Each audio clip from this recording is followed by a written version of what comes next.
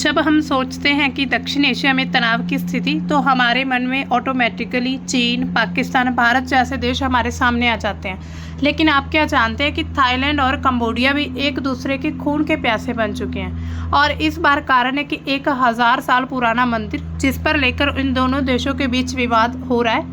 जहां पर पूजा होनी चाहिए वहां पर अब बम और गोलियां चल रही हैं। थाईलैंड और कंबोडिया के बीच जो सीमा का विवाद है वो प्रे विहार टेम्पल को लेकर चला है, जो कि 11वीं सदी का एक हिंदू मंदिर है और भगवान शिव को समर्पित है। तो नमस्कार दोस्तों, स्वागत है आपका हमारे चैनल परचम IAS पर। आज हम पूरी तरह से डिटेल में बात करेंगे थाईलैंड और कंबोडिया के बीच किस चीज़ को लेकर, किस बात को लेकर विवाद चल रहा है। ये विवाद 24 जुलाई 2025 को उस समय भड़क उठता है जब कंबोडिया और थाईलैंड की सेनाओं ने एक दूसरे पर गोलीबारी शुरू कर दी थी। इस हिंसा की शुरुआत प्राचीन खमेर मंदिर या ता मुएन थॉम के पास हुई थी, जो दोनों देशों के बीच एक विवादित क्षेत्र था, कंट्रोवर्सी एरिया है। वहाँ पर अक्सर कंबोडिया कहता है कि वो क्षेत्र हमारा है और जो थाईलैंड वो कहता है कि ये क्षेत्र हमारा है। कंबोडिया ने ये आरोप लगाया कि थाईलैंड ने पहले हमला किया था, जबकि थाईलैंड का ये दावा है कि कंबोडिया सैनिकों ने पहले गोली चलाई थी। मतलब कि दोनों ही अब एक दूसरे के जो दोष, मतलब एक दूसरे के माथे मढ़ रहे हैं कि पहले थाईलैंड ने चलाया थी गोली या फिर पहले कंबोडिया ने। तो इस संघर्ष में अब तक दोनों देशों के कम से कम 32 लोग मारे गए हैं, जिसमें नागरिक और सैनिक भी शामिल हैं। 1,30,000 से ज़्यादा लोग जो है एक जगह से दूसरी जगह विस्थापित हो चुके हैं। दोनों देशों में सैकड़ों लोग घायल भी हो चुके हैं। आप मैप में देख सकते हैं, ये है थाईलैंड कंट्री और ये है कंबोडिया। तो इनके बीच जो ये क्षेत्र है, इस क्षेत्र को लेकर विवाद चल रहा है। इस तनाव की जड़ जो है 1907 की जो फ्रांसीसी थाई संधि हुई थी उसमें छिपी हुई है। मतलब इसकी जड़ें काफ़ी पुरानी हैं। जब फ्रांस ने कंबोडिया पर अटैक किया था तो उस समय पर सीमा का निर्धारण किया गया था और इस संधि के नक्शे और पाठ में अस्पष्टता के कारण, मतलब कि इस संधि में पूरी तरह से कोई भी बात स्पष्ट नहीं कही गई थी, खास करके प्रे विहार जो मंदिर है उसके आसपास के क्षेत्र को लेकर।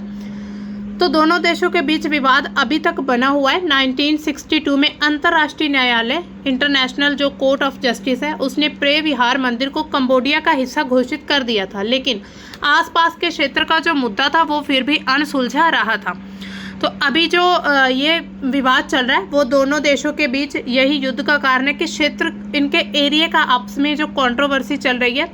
दोनों देशों के बीच अगर हम सीमा की लंबाई की बात करें तो 817 किलोमीटर जो लेंथ है और कई जगह पर 100 साल से ज़्यादा भी विवाद इनके बीच में चलते नज़र आ रहे हैं। इस युद्ध की शुरुआत थाईलैंड और कंबोडिया के बीच 2011 में भी एक हफ्ते के लिए युद्ध चला था। वहां पर गोलीबारी में काफ़ी दर्जनों लोग मारे गए थे। दोनों देशों के बीच तनाव फिर मई में शुरू हो गया था, जब एक कंबोडिया सैनिक की हत्या की गई थी, जिससे दोनों देशों के राजनीतिक संबंध भी आपस में बिगड़ने शुरू हो गए थे। मई 2025 में इस सैनिक की मौत के बाद तनाव और बढ़ता गया, जब दोनों देशों के बीच सेनाओं के बीच एमराल्ड ट्रायंगल क्षेत्र में झड़प हो चुकी थी। इसके बाद दोनों देशों ने सी टिट फॉर टैट कार्रवाइयाँ शुरू कर दी थी। कंबोडिया ने थाईलैंड से फल, सब्जियां, ईंधन, इंटरनेट सेवा और जो भी उनसे आयात करते थे उन सभी को बंद कर दिया था, जबकि थाईलैंड ने सीमा पार करने पर भी प्रतिबंध लगा दिया था। मतलब कि आप यहाँ पर क्षेत्र देख सकते हैं, इस पर काफ़ी ज़्यादा स्ट्रिक्टली रूल्स बना दिए गए थे कि अब इस क्षेत्र के आर पार ना तो कोई व्यापार होगा, ना ही कोई और सेवाओं का आयात निर्यात किया जाएगा।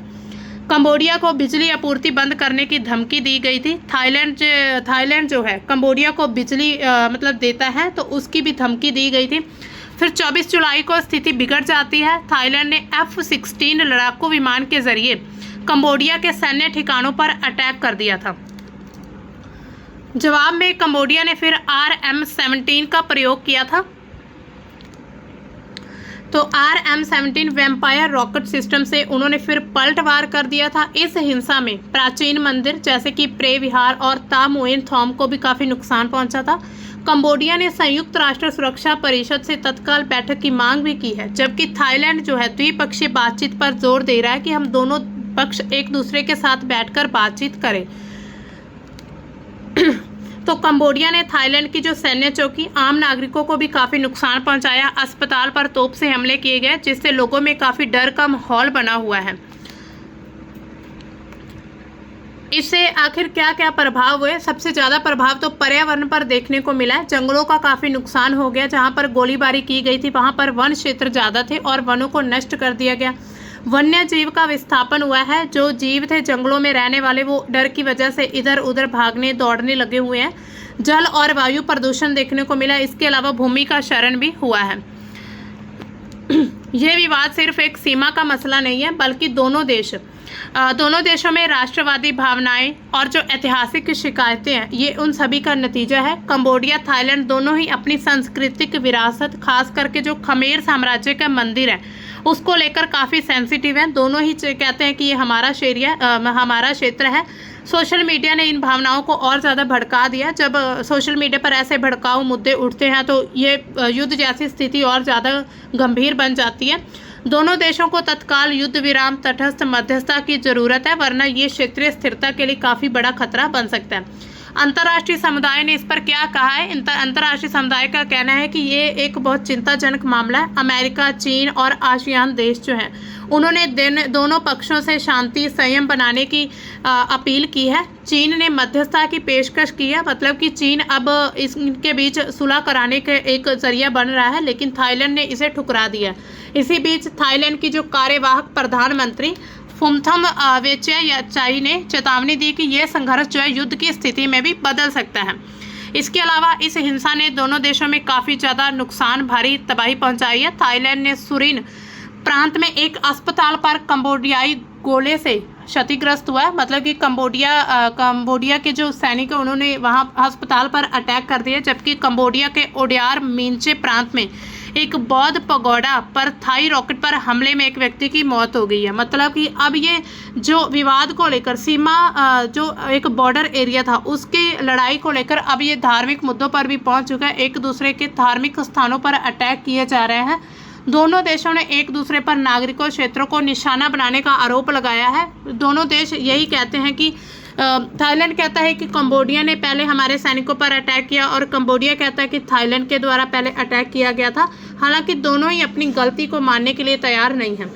इस तनाव ने दोनों देशों की जो राजनीति, उसको भी काफ़ी प्रभावित किया है। थाईलैंड की जो पूर्व प्रधानमंत्री रह चुकी पेंटोगोटान शिनवात्रा को 1 जुलाई को एक लीक फ़ोन कॉल के कारण निलंबित कर दिया गया था। अगर आपको ध्यान हो, पीछे एक ये भी न्यूज़ वायरल हुई थी कि उनकी जो थाईलैंड की प्रधानमंत्री पेंटोगोटान, उनको सस्पेंड कर दिया गया, जिसमें उन्होंने कंबोडिया के जो पूर्व नेता हुन सेन थे, उनको अंकल कहकर संबोधित किया था। एक फ़ोन कॉल जो थी लीक हो चुकी थी, उसके बाद से उन्हें सस्पेंड कर दिया गया। इस कॉल ने थाईलैंड में काफ़ी राजनीतिक संकट को और ज़्यादा गहरा कर दिया था।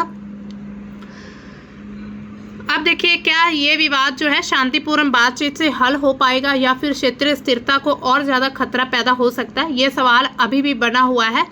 हम इस घटनाक्रम पर नज़र रखेंगे और जो भी अपडेट आएगी आपको देते रहेंगे। इसके निष्कर्ष यही निकलते हैं कि थाईलैंड और कंबोडिया के बीच जो हवाई हमले थे, उनके बीच संघर्ष और ज़्यादा बढ़ रहा है। अब इसमें युद्ध होने की संभावना कितनी है या कितनी, आने वाले समय में पता चलता रहेगा। अगर आपको ये जानकारी तथ्यपूर्ण लगी हो तो आप हमारे चैनल को सब्सक्राइब करिएगा और इस वीडियो को लाइक शेयर करिएगा, और कमेंट में आप अपने विचार हमें ज़रूर बता सकते हैं कि आपके इस बारे में क्या कहना है कि दक्षिण एशिया में भारत, पाकिस्तान और चीन के अलावा जो कंबोडिया और थाईलैंड का जो अभी विवादित मुद्दा बना हुआ है, ये विश्व युद्ध की तरफ जा रहा है, या फिर इसके सीज फायर होने से इस मुद्दे को बंद भी किया जा सकता है, या उन दोनों देशों के बीच सुलह भी हो सकती है। तो भारत का आगे, अगर हम भारत का रुख देखें तो अभी भारत भी मध्यस्थता की तरह ही काम कर रहा है। भारत भी यही चाहता है कि कंबोडिया और थाईलैंड के बीच जो भी विवाद चल रहा है वो खत्म हो जाए और शांतिपूर्ण समझौता किया जाए। तो दोस्तों, मिलते हैं हम अपनी नेक्स्ट अपडेट के साथ। तब तक के लिए बाय। Thanks for watching.